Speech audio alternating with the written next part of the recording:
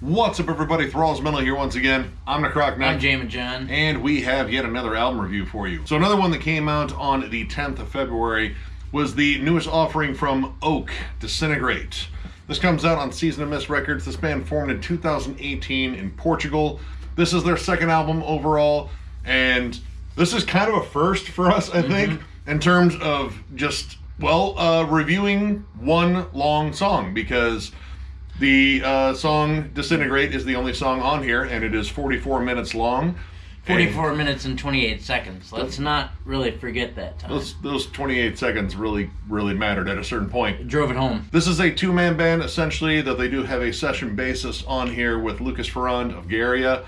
This is essentially soul-crushing, atmospheric funeral doom / death doom. And, it's a monster of a track, and we're going to have to figure out a way to talk about this, because this is like the absolute opposite of going over a grindcore album where we have to pause it like every fucking 2 minutes. Like, all right, what all did you hear? It's like, noises and violence. This is like, all right, what did you hear in that 2 minutes? Like, a couple of notes. Yep, 2 notes and a drum beat and some growling. The opposite of grindcore, in the sense that where I had to race around and pause every 10 seconds to review a grindcore album, this I had to pinch myself every 2 minutes to make sure I was awake. Yeah, there's enough space between the bass drum and the snare hits for me to have to like get up and shave in between fucking those beats. But no, Funeral Doom is definitely something that I'm a fan of, but I'm very picky about. Like, I love bands like Esoteric and Evoken, and I love all the somber dreariness that comes with bands like Paradise Lost and My Dying Bride. But this is, all right, for a 44-minute track, I would say, for a 44-minute Funeral Doom track, I would say, this moves pretty well. Like, it's very well paced. Of course, things are stretched out over time because it's 44 minutes of it. I mean, there's enough time here to, like, go to a restaurant, sit down, and eat, and then pay the check. Maybe get dessert, too. I don't know. Maybe get dessert. But, I mean, that was all kind of to be expected. And honestly, like, what they do with this, I think, is really cool. Like, it's got a lot of cool moments, a lot of really interesting transitions. It's a huge song, not only in time, but just in scope. Like, as the song slowly builds up, because it takes its fucking time, you can kind of get a sense of the atmosphere and the production. And honestly, I think the production here is wonderful. It sounds like it was recorded in the largest, most open, and painfully empty and woeful room ever. And it's haunted. Definitely haunted. Yep. But this actually, the mix is so good, I think this is exactly what it would sound like live. Yeah. It sounds like an old concert hall. Like, it really has that sort of vibe.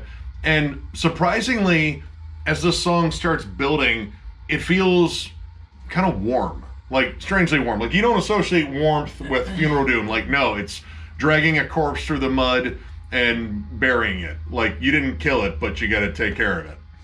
Yeah, and what's odd is the amount of pretty moments that are in this track. Because, again, normally you think funeral and death doom, like, man, I feel gross.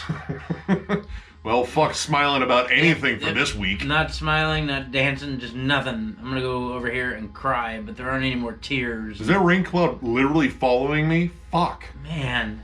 But it is interesting that these melodies, I mean, they're still sad. Like, you can kind of feel the somber energy, but they're kind of bright in a way. Mm-hmm.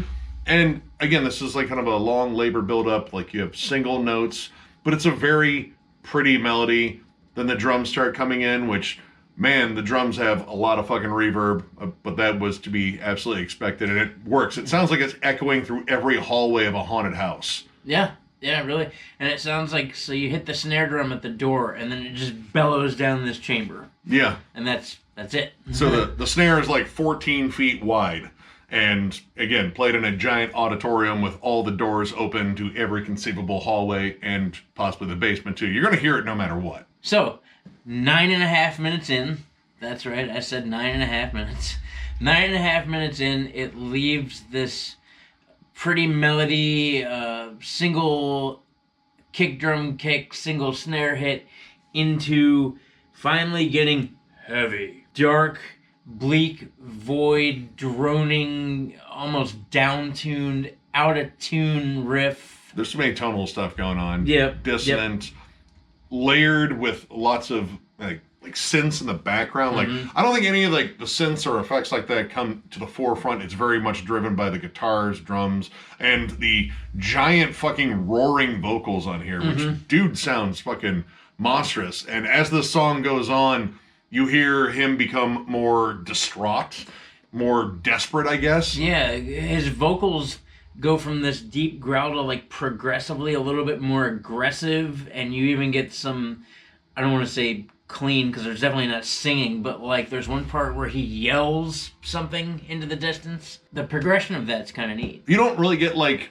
you know, like a double bass sort of aggressiveness until around the 9-minute mark too. Like it does build up to get like heavier, but it's still very droning. Like it's pretty much like, you know, Paradise Lost and My Dying Bride, except played at half speed. But as the song goes on, like you get like blast beats, which honestly I really wasn't expecting. Like I do own their first album, and that is definitely more on the slow side as well. I mean, that's kind of to be expected, but the blast beat sections are cool because generally you don't really talk much about the drum work on a Funeral Doom album. It's like, well, yeah, he hit the bass drum, and then 3 weeks later he hit the snare. There was a cymbal in there somewhere. I don't know. I didn't have time to send a postcard overseas. My nephew had 2 birthdays in the time it took me to listen to this album. But this blast beat section, this first one that comes in, you have these ascending tremolo riffs. They're very melodic, like, I don't know, again, like these sort of bright spots, like sunlight kind of getting inside of your coffin that wasn't buried very deep. I don't know really how to compare this. It's depressing, but kind of warm at the same time. But I like this, like this big ascending melody, and then that drops out in favor of this massive doom riff that comes in. And yeah, it's gross, it's bendy. The vocals, I feel like they get a little bit more kind of aggressive on there, and you just get this slow, just ugly section that follows it. And something I noticed as this was going on, like, this has a really interesting flow to the album. Like, it starts off, again, notably brighter, or like brighter for Funeral Doom. There's like an asterisk there. But as the song goes on, it gets more twisted, disjointed, darker, more sinister. And it's kind of cool. This is where the slow pacing of the song really works, because you can feel it slowly shift. Yeah, and that's around like the 22-minute mark. So last time you see kind of these pretty, colorful, bright melodies that just take a gradual drop off into the evilest, most dark, sinister, dissonant, doomy, nasty ugliness that sticks around really until the end of the song. Yeah, honestly, this is like the heaviest section of the song, and it goes on for, I would say, almost like 10 minutes. So it occupies a fair amount of time, and I just like how twisted and out of form it kind of gets. Like, you can hear the riffs get more atonal, like you can hear like more dissonant atmosphere. The roars start getting more desperate, like he's trapped at the fucking bottom of a well. And it's just the mood, like slowly feeling the mood shift. Like generally in shorter songs, you know, that sort of pacing, it's kind of difficult to do. Yeah. But with the 44-minute song, you have all the room in the fucking world. And I think right here they used it so damn well, because it just completely morphs the song into something else. And again, with these big swells, like, you know, giant fucking riffs, ascending fucking tremolo riffs, deep, dark, fucking doomy, bottom-heavy chugs, and then isolated moments of clean guitars and, like, atmosphere. It's really kind of like an adventure of a listen. A very slow adventure. Like, this is like hobbits walking the entire time. They don't break out into a fucking run. Except at minute 33.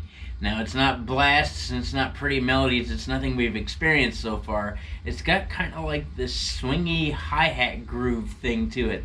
Seems a little bit out of place, but somehow it works. Yeah, I thought it was interesting because it was like, wow, he does have other cymbals on his, you know, right. Because mostly you just hear a lot of, like, you know, crashes, you know, that just accent a big bass drum hit. But yeah, this little dancing hi-hat, there's some, like, ride accents in there. And you get a vocal shift on there too, where it's like more breathy groans, like he's just exhausted from the last part of growling his guts out. And this is all with like clean, dreary guitars in the background. Like they kind of forego the heaviness in terms of like the guitars, but it still feels dark and oppressive. And again, it didn't feel like necessarily that oppressive to begin with. No. But man, did it fucking shift there, and you can just feel the weight of this fucking song just kind of come down on you. But even this sad, somber, sullen, dark, bleak emotion is not without reprieve. At the very end, like literally at like 42 minutes, at the very end, it starts coming back up and it gets real pretty again. And it closes out the way it comes in. Yeah, it kind of digs itself out of the darkness. I feel like I just watched an entire trilogy, and I got the whole hero's journey. Like, I started at the New Hope, and I'm at Return of the Jedi. I was like, oh, I blew up the Death Star. Everyone's happy again. Well, I mean, dude's dad's dead. You know, that's kind of a bummer. But yeah, no, it caps off very bright. There's a nice little lead out at the end of just some isolated, clean melodies and atmosphere. I don't know, like you feel like you went on a journey on this. I really like that about this. Like, Yeah. you know, a 44-minute song is difficult to pull off. Definitely less difficult to review for damn sure than writing it. But this did present its own challenges just in terms of like, all right, I mean, we got to find a lot of shit to talk about. But luckily, there's a lot of stuff going on here. And honestly, I really enjoyed it. Like, it's dark, it's foreboding, which so far this year has produced a lot of dark and foreboding, miserable music. I mean, it's 2023. Why not? And it's winter. It's fucking muddy and just rainy and shitty here. But yeah, despite how glum this is, it's really good. And I'm gonna go ahead and give it 3.5 stars. I dug this. Like, you know, lots of atmosphere, really good heavy sections, really bright, pretty sections, which I really wasn't expecting. A variety of different drum styles, which, I mean, generally when I see Funeral Doom, it's like, all right, this is gonna move really slow. Yep. And generally I'm right, like almost every time. And I was still partially right on this one, but yeah, there's enough right in here, and I think the songwriting dynamics are really fun. Again, you feel like you went on a very depressing journey. You maybe left the journey less depressed than at least certain parts of it. Like, at least baseline, if you started off depressed, you're going to leave maybe just as depressed. Like, I don't think you're going to be more depressed. I don't know. But I did really enjoy this, and I definitely recommend checking this out. If you're a big fan of bands like Esoteric, Evoken, I would even say like Paradise Lost, this is pretty much right up your very depressed alley. So yeah, check it out. Oddly enough, I'm also going to give it 3.5 stars. It kept my interest, which I thought was going to be crazy to do for 44 minutes because, much like we said with Funeral Doom, takes forever to get there, and sometimes it can be kind of boring because it doesn't ebb and flow the way it should. But this album did.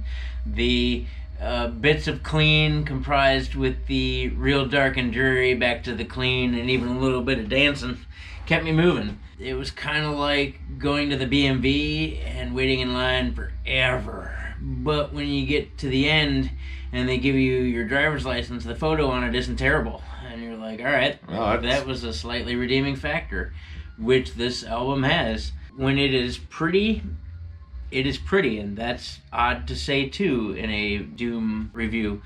But when it's pretty and clean, it's really nice. And when it's heavy, it's fucking heavy as fuck. Yeah, it was more than I expected it would be. And it wasn't as difficult to review as I thought it was going to be. Yeah. Yep.